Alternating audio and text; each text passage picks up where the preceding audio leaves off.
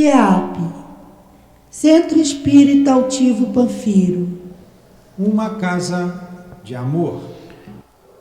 Bom dia aos nossos ouvintes.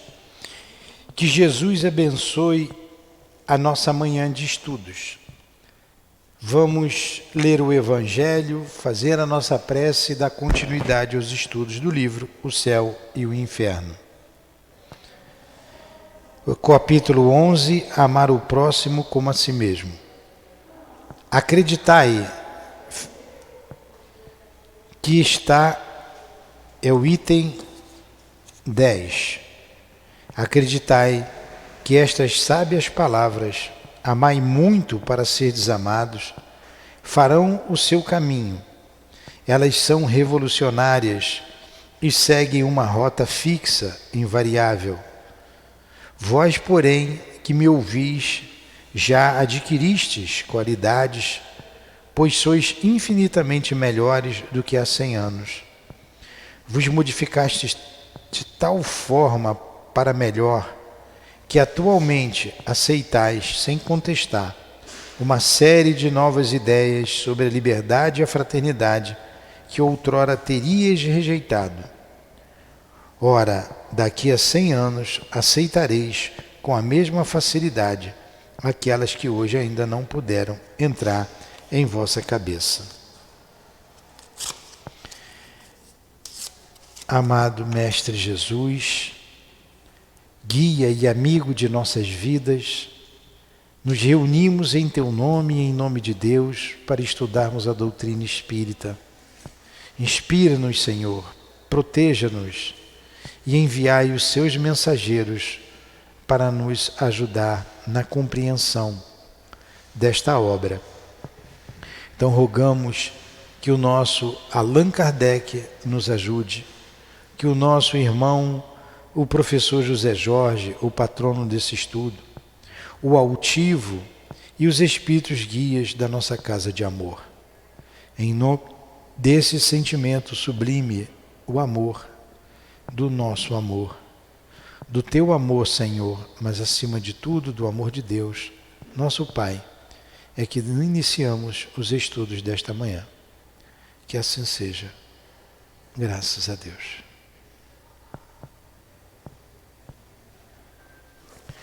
Então vamos iniciar o nosso estudo.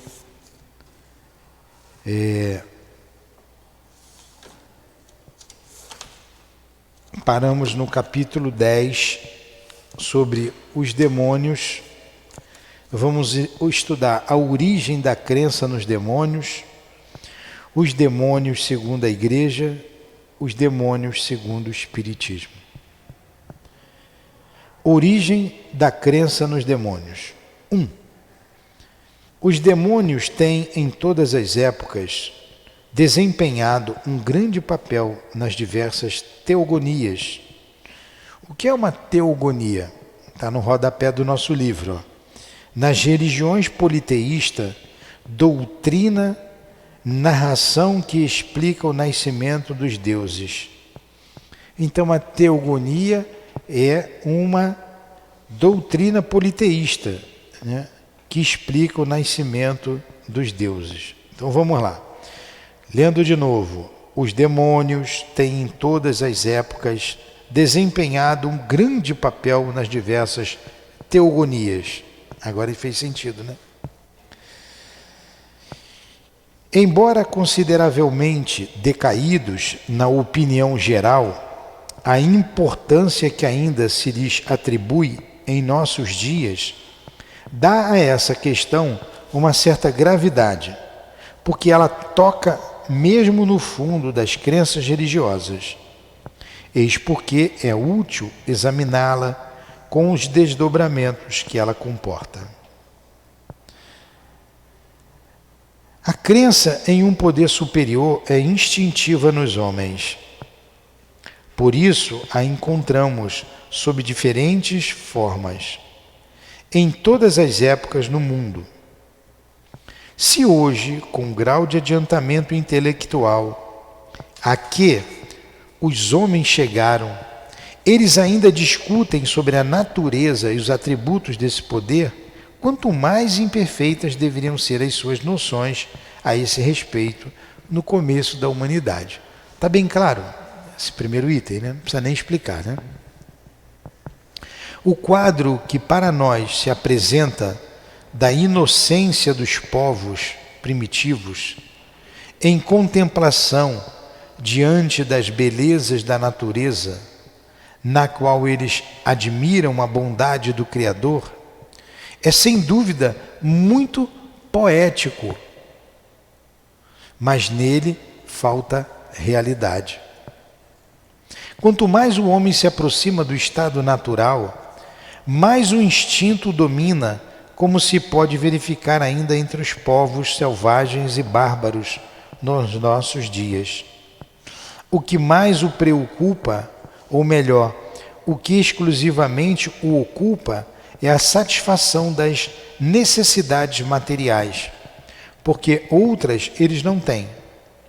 O único sentido que pode torná-lo acessível aos prazeres puramente morais só se desenvolve com o tempo e gradualmente. A alma tem sua infância, sua adolescência e sua virilidade, assim como o corpo humano. Mas para atingir a virilidade que a torna apta a compreender as coisas abstratas, quanto de evolução ela deve realizar, quanto de existências lhe é necessário cumprir. Sem recuar às primeiras épocas, vemos à volta de nós as pessoas dos nossos campos e nos perguntamos que sentimentos de admiração nelas despertam o esplendor do sol nascente, o céu estrelado, o cantar dos pássaros, o murmúrio das ondas claras, os campos cobertos de flores. Para elas, o sol se ergue porque tem esse hábito, e sob a condição de que ele dê bastante calor para amadurecer as colheitas e não muito para calciná-las, é tudo o que elas querem. Se olham o céu, é para saber se fará bom ou mau tempo no dia seguinte. Se os pássaros cantam ou não, isso lhes é indiferente, contanto que não comam o seu grão. Em lugar do canto dos rouxinóis, prefere o cacarejar das galinhas e o grunhir dos seus porcos. O que pedem aos regatos claros ou lodosos é que não sequem nem inundem as terras, aos campos que deem boa erva, com ou sem flores. É tudo o que desejam. Dizemos mais, é tudo que compreendem da natureza e, no entanto, já estão longe dos homens primitivos. Se nos reportarmos a estes últimos, nós os vemos mais exclusivamente ainda preocupados com a satisfação das necessidades materiais, o que serve para abastecê-los e o que pode prejudicá-los resume para eles o bem e o mal nesse mundo. Eles creem em um poder extra-humano, mas como o que lhes traz um prejuízo material é o que mais lhes importa, eles atribuem a esse poder, do qual apenas disso fazem uma ideia muito vaga. Não podendo ainda conceber nada fora do mundo visível e tangível, eles imaginam que esse poder resida nos seres e nas coisas que lhes são prejudiciais. Os animais nocivos, portanto, são para eles os representantes naturais e diretos desse poder. Pela mesma razão, viram nas coisas úteis e personificadas do bem. Daí o culto dispensado a certos animais, a certas plantas e mesmo a objetos inanimados.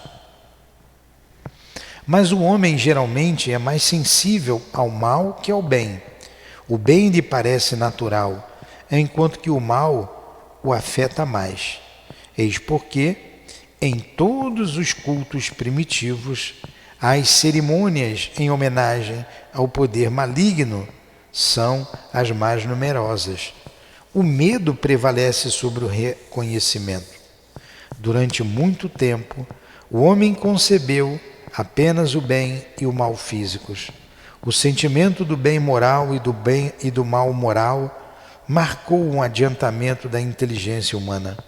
Somente então o homem entreviu a espiritualidade e compreendeu que o poder sobre-humano está fora do mundo visível e não nas coisas materiais.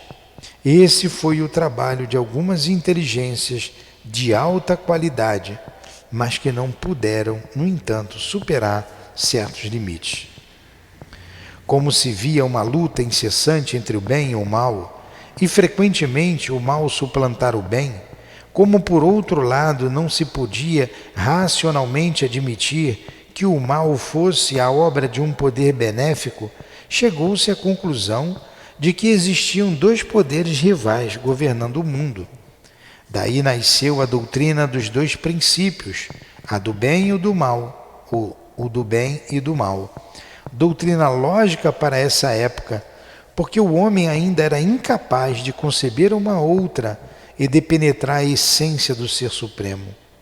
Como poderia ele compreender que o mal é apenas um estado momentâneo de onde pode surgir o bem e que os males que o afligem devem conduzi-lo à felicidade, ajudando-o no seu adiantamento? Os limites do seu horizonte moral nada lhe permitiam ver fora da vida presente, nem para frente, nem quanto ao passado. Ele não podia compreender que havia progredido, nem que ainda progrediria individualmente, e muito menos que as vicissitudes da vida são o resultado da imperfeição do ser espiritual que está nele, que preexiste e sobrevive ao corpo, e se purifica em uma série de existências até que ele tenha atingido a perfeição. Para compreender o bem que pode surgir do mal, não se pode analisar apenas uma existência. É preciso abranger o conjunto. Só então aparecem as verdadeiras causas e seus efeitos. Eu peguei uma leitura comprida, porque está bem fácil de entender esses parágrafos, né? Foi o item 2, 3, 4, e que nós lemos. Ele vem mostrando, Kardec sempre parte das coisas simples para as coisas mais complexas. Então ele começou dizendo aqui que o homem do campo, ele apreciava as flores, né? E as ervas. Então ele queria um tempo bom para aquelas ervas, para o seu plantio florescer. Ele tinha seus animais, seus porcos, suas galinhas, como ele colocou, e queria que tivesse sempre água para eles beberem, um pasto para eles comerem. E ele está dizendo aqui que esses homens não são mais homens primitivos, estão bem distantes dos primitivos e ainda pensam assim, dessa forma. Então, quando eles querem isso, a partir daí que eles começam a pensar em forças que poderiam ajudá-los. Mas quando algum mal o encontravam, quando o mal chegava até eles, eles atribuíam aquilo ali a uma força contrária ao bem. Daí surgiu a ideia do bem e do mal. E o Kardec colocou, muito bem colocado, que nós somos damos mais valor por causa da nossa sensibilidade, ou da nossa proximidade ao mal do que ao bem. Se cultiva muito mais o mal do que o bem. Então, se não chovia, ele não falou aqui ainda, vai falar mais na frente, deu uma seca, um espírito mau, alguma coisa do mal, que quis me fazer o mal, não deixou chover. Aí minha plantação morreu, meus animais passam necessidade, a minha família também. Aí começa a se ter uma crença, tem alguma coisa que faz o mal, tem alguém que proporciona o mal para a gente, né? Então vamos continuar. O duplo princípio do bem e do mal foi durante muitos séculos e sob diferentes nomes a base de todas as crenças religiosas. Foi personificado sob os nomes de Oromaze e Arimane, entre os persas de Jeová e Satã, entre os hebreus. Então, o nome de Oramaze e Arimane, né, o bem e o mal, entre os persas. Jeová e Satã, entre os hebreus. Porém, como todo soberano deve ter ministros, todas as religiões admiram os poderes secundários, os gênios bons ou maus. Os pagãos os personificavam sob uma inumerável multidão de individualidades, tendo cada uma atribuições especiais para o bem e para o mal, para os vícios e para as virtudes, e aos quais deram o nome geral de deuses. Os cristãos e os muçulmanos receberam dos hebreus os anjos e os demônios.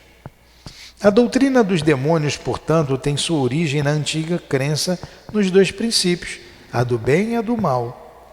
Vamos examiná-la aqui apenas do ponto de vista cristão e ver se ela está de acordo com o conhecimento mais exato que temos atualmente dos atributos da divindade. Esses atributos são o ponto de partida, a base de todas as doutrinas religiosas, os dogmas, o culto, as cerimônias, os usos, a moral, tudo está em harmonia com a ideia mais ou menos justa, mais ou menos elevada que se faz de Deus, desde o fetichismo até o cristianismo.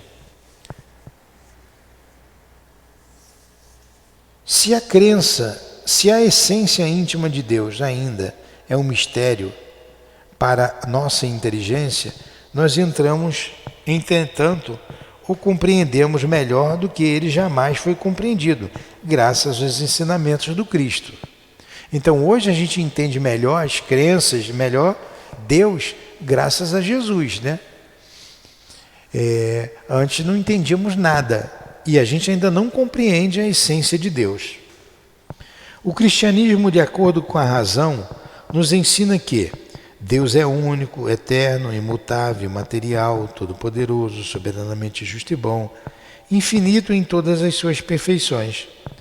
Assim como foi dito que, em outra parte, no capítulo 7, Penas Eternas, se tirasse a mais pequena parcela de um só dos atributos de Deus, não mais haveria Deus, porque poderia existir um ser mais perfeito. Esses atributos, em sua plenitude mais absoluta, são, pois, o critério de todas as religiões, a medida da verdade de cada um dos princípios que elas ensinam. Para que um desses princípios seja verdadeiro, é preciso que ele não atente contra nenhuma das perfeições de Deus. Vejamos se assim acontece na doutrina comum dos demônios. Aí nós vemos que essa crença do bem e do mal é muito antiga, nos persas, depois com os judeus, e nós herdamos isso dos judeus, do povo judeu, porque vem o cristianismo, o catolicismo é uma religião, o próprio cristianismo é uma religião judaica, veio de lá, então herdou esses termos de lá. Mas o bem e o mal, desde o princípio o homem concebeu isso. Agora nós vamos ver esse mal que se chama de demônio segundo a igreja. Fala. Então, quer dizer que primeiro o homem entendia bem e mal, porém ele acreditou primeiro. Pega o microfone, por favor, dá o microfone para ela.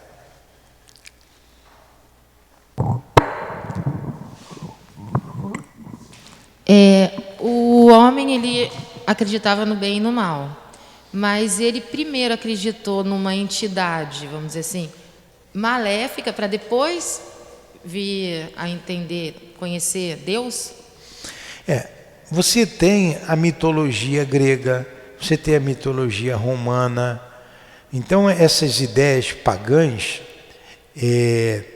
surgem das suas necessidades. Por exemplo, ele não sabia explicar a chuva, ele precisava fazer a chuva. Então tem o Deus da chuva, o Deus dos ventos, o Deus do tempo.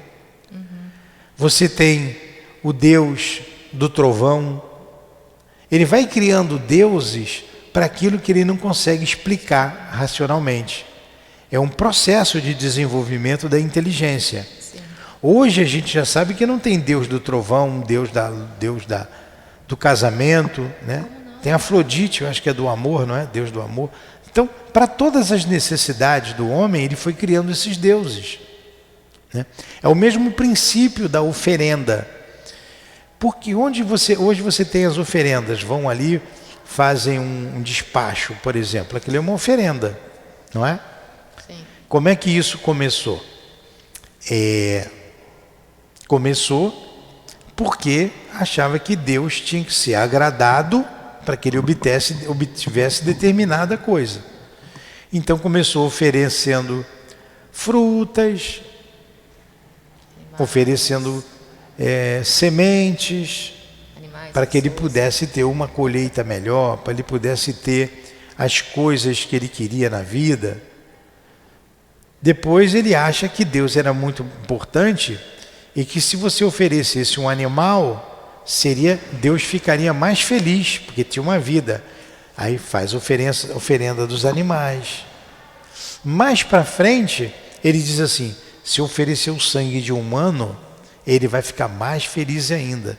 Aí se faz... Eles faziam muito isso na colheita, né? Depois oferecia É. uma mulher virgem, não sei o que. Eu Isso. estava lendo sobre isso. Então você vê que é um progresso. Hoje não se faz mais isso. Sim. Mas Mas eu digo assim, antes deles acreditarem que tinha uma divindade, alguma coisa, eles achavam que o bem, por exemplo, a chuva, as coisas boas Isso. que aconteciam para eles, porque tinha que ser assim.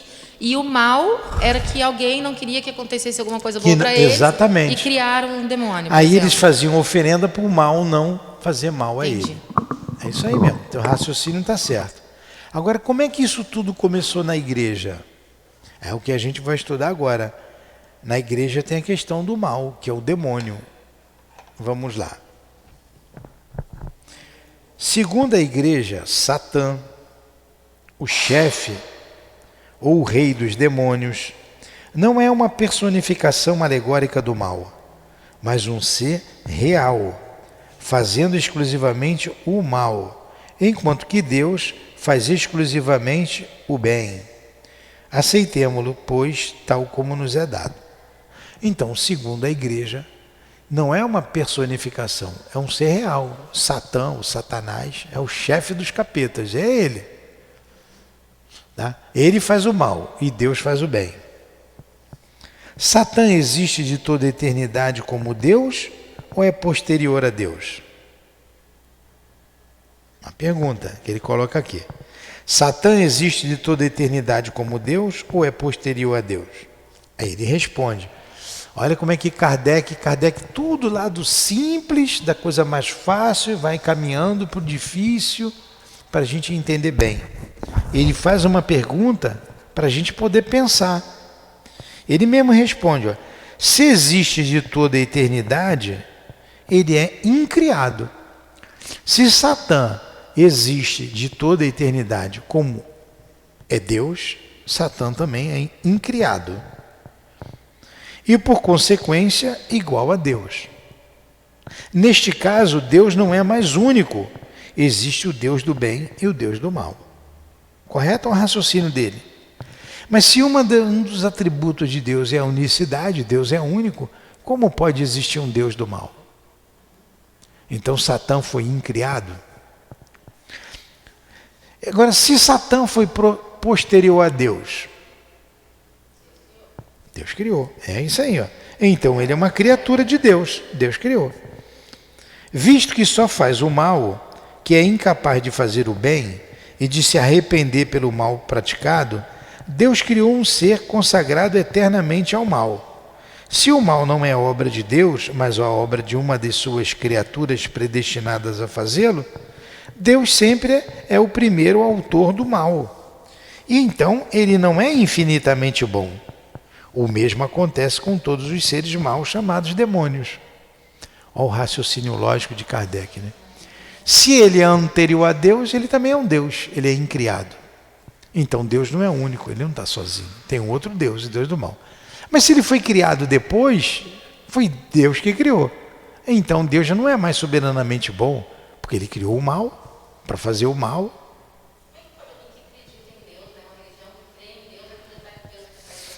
Pois é um processo de amadurecimento do espírito. Isso fomos nós. Isso, nós já concebemos Deus dessa forma. A gente vem nascendo e morrendo, hoje estamos aqui com uma compreensão diferente de Deus. Quando a gente olha para trás, né? Como que podia pensar assim? Aí eu vou falar, como é que você pensava assim, hein?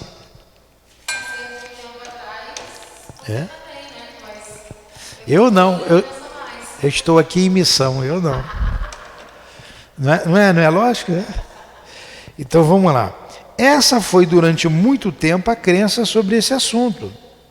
Atualmente dizem, Deus é a bondade e a santidade por essência. Não os havia criado os maus e nocivos. Sua mão paternal, que se regozija em espalhar sobre todas as obras um reflexo de suas perfeições infinitas, lhes havia concedido em grande quantidade seus magníficos dons. As elevadas qualidades de sua natureza acrescentaram as generosidades de sua benevolência. Em tudo os fizera semelhantes aos sublimes espíritos que estão na glória e na felicidade. Distribuído em todas as suas ordens e misturados em todas as suas classes, eles tinham o mesmo objetivo e os mesmos destinos. Seu chefe foi o mais belo dos anjos. Eles também poderiam ter o mérito de ser, para sempre, confirmados na justiça e acolhidos para desfrutarem eternamente da felicidade dos céus. Este último favor teria posto coroamento em todos os outros favores dos quais eram objeto. Porém, esse favor seria o prêmio por sua docilidade, e eles se tornaram indignos dele, perderam por uma revolta audaciosa e odiosa. Aí essa é a teoria da igreja, né? Mas esse parágrafo. Qual foi o obstáculo à sua perseverança? Que verdade desconheceram? Que ato de fé e de adoração eles recusaram a Deus? A igreja e os anais da história santa não dizem de uma maneira positiva, mas parece certo que eles não concordaram nem com a mediação do Filho de Deus por eles mesmos, nem com a exaltação da natureza humana em Jesus Cristo. Então vamos lá, vamos entender isso que a gente acabou de ler.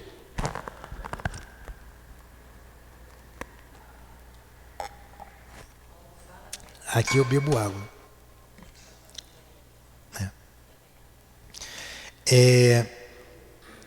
Aí vem a teoria da igreja.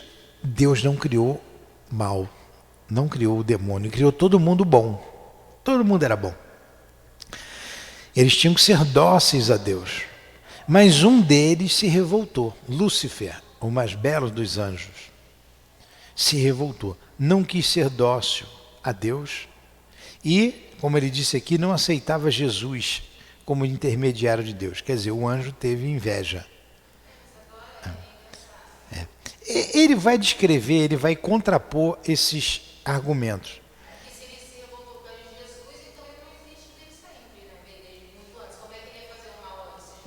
Pois é, mas mais do que isso, Deus falhou. Então, o que Deus criou perfeito, falhou, porque não era tão perfeito assim, porque ele se revoltou. Ele era anjo, então ele era bom. De anjo ele passou a ser demônio, porque se revoltou. E nós vamos ver que com ele levou 1/3 dos anjos. É uma teoria tão estapafúrdia, que é o mesmo que você acreditar em Papai Noel, moleque Saci Pererê, nessas histórias absurdas. É absurdo isso.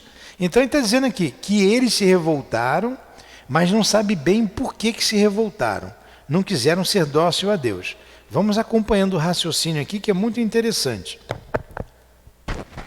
O Verbo divino, por quem todas as coisas foram feitas, é também o único mediador e salvador no céu e na terra, que é Jesus. O Verbo divino é Jesus, né? O fim sobrenatural, e eles não aceitaram Jesus, como eles falavam aqui, não aceitavam Jesus.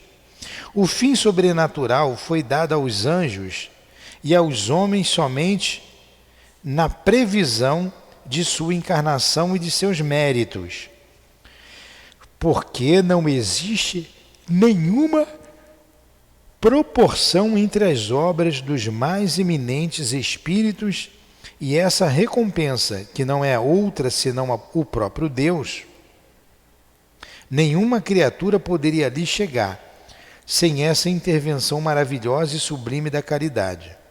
Ora, para preencher a distância infinita que separa a essência divina das obras de suas mãos, seria preciso que ele reunisse em sua pessoa os dois extremos e que associasse a sua divindade à natureza do anjo ou a do homem, e ele escolheu a natureza humana.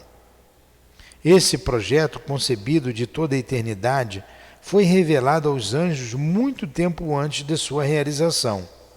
O homem-deus lhes foi mostrado no futuro como aquele que devia confirmá-los em graça e introduzi-los na glória sob a condição de que o adorassem sobre a terra durante a missão e no céu por toda a eternidade. Revelação inesperada, visão deslumbrante para os corações generosos e agradecidos, porém mistério profundo, opressivo para os espíritos soberbos. Cara, que história inventada! Foi mostrado para eles, então, muito antes de Jesus vir, que Jesus viria e que eles deveriam adorar Jesus. Mas uma história aqui que a gente vai lendo, é até cansativo. Fala, Rosemaria.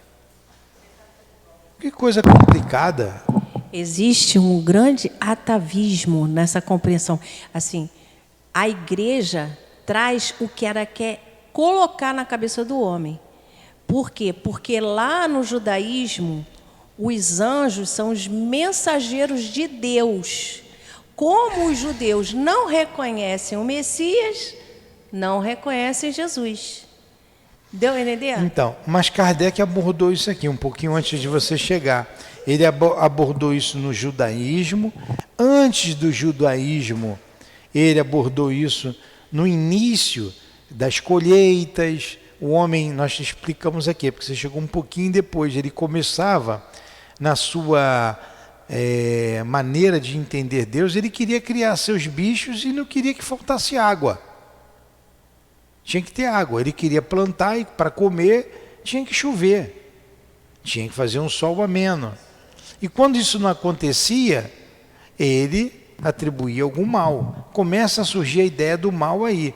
Então ele vem, e esse homem, coloca Kardec, estava muito distante do homem primitivo e pensava assim. Depois vem a ideia do bem e do mal com os judeus e também com os persas e com os judeus. E daí o cristianismo adotou essa questão do bem e do mal na figura do demônio, o mal, na figura do bem, Deus. É o que a gente está estudando aqui agora. Porque a gente precisa lembrar que a igreja mesmo, é depois do século II até. É no século III.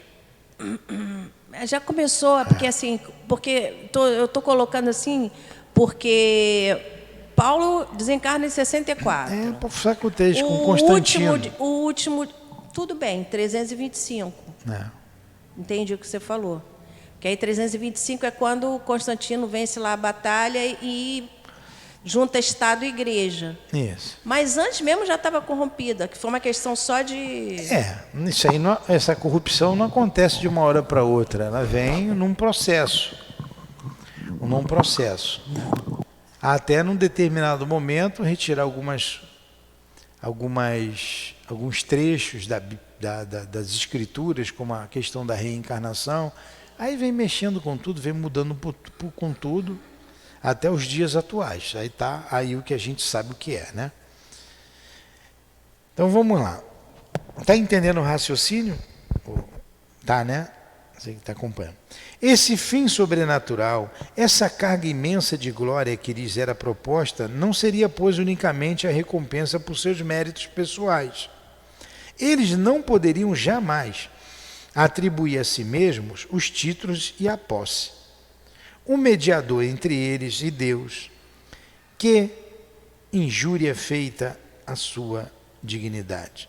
Quer dizer, vou de novo aqui. Eles não poderiam jamais atribuir a si mesmos os títulos e a posse. Um mediador entre eles e Deus, que injúria feita à sua dignidade. Quer dizer, tinha Jesus entre os anjos e Deus. Então eles não queriam admitir isso. A preferência gratuita concedida à natureza humana, que injustiça, que ofensa dirigida aos seus direitos.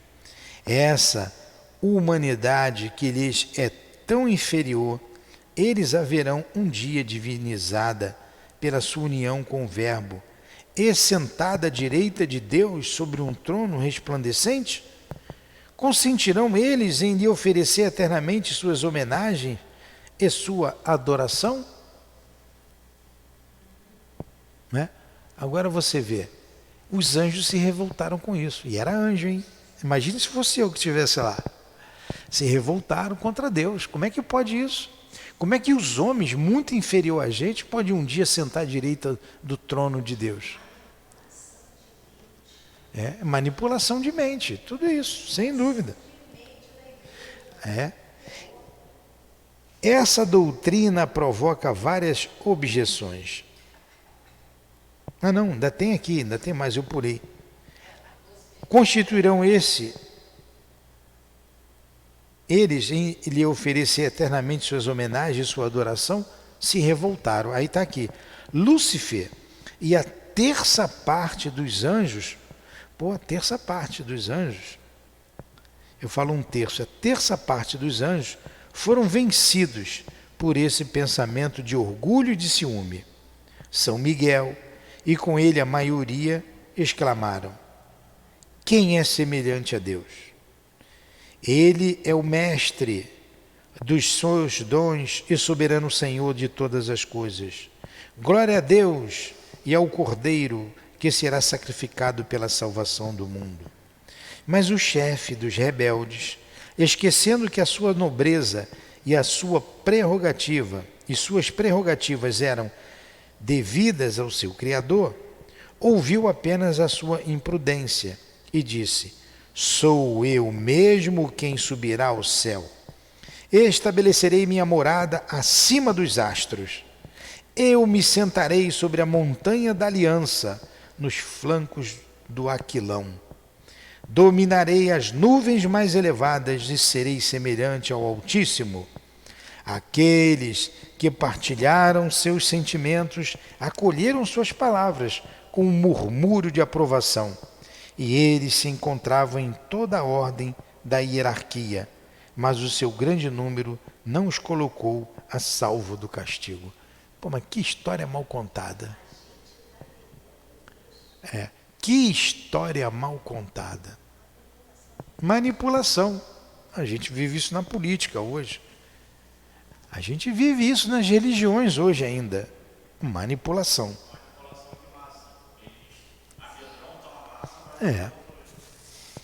Agora, o camarada que acredita em Satanás, ele não conhece isso. Ele vai para a missa ou vai para o culto na igreja, mas não conhece a origem disso. Se ele conhecesse a origem, olha, isso tudo vai ruir quando vir, através da astronomia, a pluralidade dos mundos habitados. Que a Terra não é o centro do universo, para a igreja ainda é. Ainda é. Só tem vida na Terra. E o demônio fez o inferno na Terra. E esse pensamento vai ruir. Vai ruir. Não tem como se sustentar numa base sólida. A gente já vê o desenvolvimento da inteligência lá desde os primórdios do homem do campo. Ela vem se desenvolvendo nessas crenças e hoje Ela é completamente diferente. Para alguns, não coaduna mais com o raciocínio lógico, como para nós espíritas. Na verdade, nós estamos na vanguarda desse pensamento. Mas com as descobertas que virão em breve, esses retardatários vão ter que se curvar à verdade. Fala. A crença em Deus veio com os exilados de Capela ou de algum outro lugar, não sei, porque quando eles aqui chegaram, a Terra ainda era um planeta primitivo, né? Tá. Então, eles que despertaram essa crença. A será? crença em Deus é inata no homem. Sim, mas é inata. que raciocinaram que existia algo além. Então vamos lá, a crença é inata, desde o homem primitivo, é inata, porque ele é espírito. Agora, como que ele vê Deus? Né? Do modo que o seu pensamento alcança. Ele vem desenvolvendo isso. Quando você vem seres, como você disse aí, exilados de Capela, vieram para a Terra, eles trouxeram um progresso muito grande. Muito grande. Você vê lá os romanos, tem leis que até hoje, o direito, estuda o direito romano até hoje. Aqueles aquedutos que eles faziam, de onde que eles trouxeram aquilo? Né? Então você vê grupos de espíritos encarnados trazendo progresso. Desse grupo, quem veio com melhor tendência de conceber Deus foram os judeus. Foi aquele grupo ali, os hebreus, né? O povo hebreu, melhor dizendo, foram os hebreus. Tanto que Moisés vai no seio daquele povo ali para que fortificasse a crença no Deus único, porque eles já estavam sendo corrompidos lá com os egípcios. Então, separa dos egípcios. O egípcio é um outro grupo, adiantado que veio de Capela, em ciências, em um outro grupo. Então são grupos diferentes, tem a raça adâmica, que é a raça europeia, você tem os egípcios, você tem os hebreus e você tem os indianos. Então, os hindus, né? Então cada um com todos orgulhosos, por isso que saíram de lá. Todos orgulhosos, você vê belicosos, você vê os romanos, né, como é que são, pertencem à raça adâmica. Então o orgulho fez com que eles saíssem de lá, mas eles não perderam o orgulho. Vem Moisés, trabalha isso neles, vem Jesus, estamos nós hoje aqui. Exilados de Capela, continuamos aqui, porque quem era bom, quem se transformou, já foi. Quem não conseguiu, continua aqui. Vocês. Obrigada, Salmito. Fica com Deus igual que na semana. Sábado eu estou aqui. Então, A gente pode pensar também, Milton, como diz Leon Denis lá em Depois da Morte, né? A vulgarização do Deus. No microfone. Lá em Depois da Morte, ele vem dizendo assim, Leon Denis, né? Vem dizendo que a vulgarização da ideia do Deus único veio com os hebreus, mas ainda desde Abrão. Por isso que quando a gente vai estudar as cartas de Paulo, Paulo sempre fala do Deus de Abrão, Isaque e Jacó, que foram aqueles que estavam mais próximos dessa vivência junto às ideias de Deus, que foram se desvirtuando ao longo do caminho, que chegou aonde estavam os egípcios, né? Que eles passam 400 anos no Egito. E, na verdade, Moisés vem coroar com a vinda dos 10 mandamentos a primeira revelação. Mas tudo começa lá com Abrão. Exatamente. Mas vamos continuar mais um pouquinho, eu tenho que acabar, mas vamos ver se a gente consegue fechar pelo menos esse pedaço. Então, Lúcifer e a terça parte dos anjos foram vencidos por esses pensamentos de orgulho e de ciúme. São Miguel e com ele a maioria exclamaram: quem é semelhante a Deus? Ele é o mestre dos seus dons e soberano, Senhor de todas as coisas. Glória a Deus e ao Cordeiro que será sacrificado pela salvação do mundo. Mas o chefe dos rebeldes, esquecendo que sua nobreza e suas prerrogativas eram devidas ao seu Criador, ouviu apenas a sua imprudência e disse: sou eu mesmo quem subirá ao céu. Olha que orgulho, né? Estou lendo de novo, repetindo aqui. Estabelecerei minha morada acima dos astros e me sentarei sobre a montanha da aliança, nos flancos de Aquilão. Aquilão é termo antigo que significava o norte, o vento do norte, né? Dominarei as nuvens mais elevadas e serei semelhante ao Altíssimo. Aqueles que partilharam seus sentimentos acolheram suas palavras e com um murmúrio de aprovação, e eles se encontravam em todas as ordens da hierarquia. Mas o seu grande número não os colocou a salvo.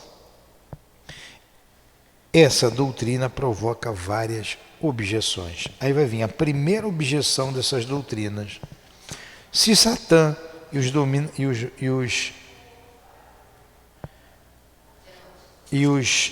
demônios eram anjos, eles eram perfeitos. Como sendo perfeitos puderam fracassar e desconhecer esse ponto, a autoridade de Deus? Não tem. Só que o estudo está muito bom, mas a gente vai ter que parar por causa da hora. E a gente vai continuar aqui na pergunta número 9, tá? No item número 9. Muito bom o raciocínio. A gente lendo aqui direto, fica mais fácil assim. Então vamos fazer a nossa prece, agradecendo aos mentores aqui presentes, ao nosso altivo, à direção da nossa casa espírita, agradecendo ao professor José Jorge, o nosso patrono, a Allan Kardec, ao nosso mestre, a Leon Denis, a todos os espíritos aqui que têm nos ajudado nesses estudos, nesse raciocínio. Obrigado a vocês todos, obrigado a Jesus, que seja em nome desses amigos queridos que sustentam a nossa casa de amor, em nome do amor, do nosso amor, do teu amor, Jesus, mas acima de tudo, em nome do amor de Deus, nosso Pai, é que damos por encerrados os estudos desta manhã em torno do livro Céu e Inferno. Que assim seja.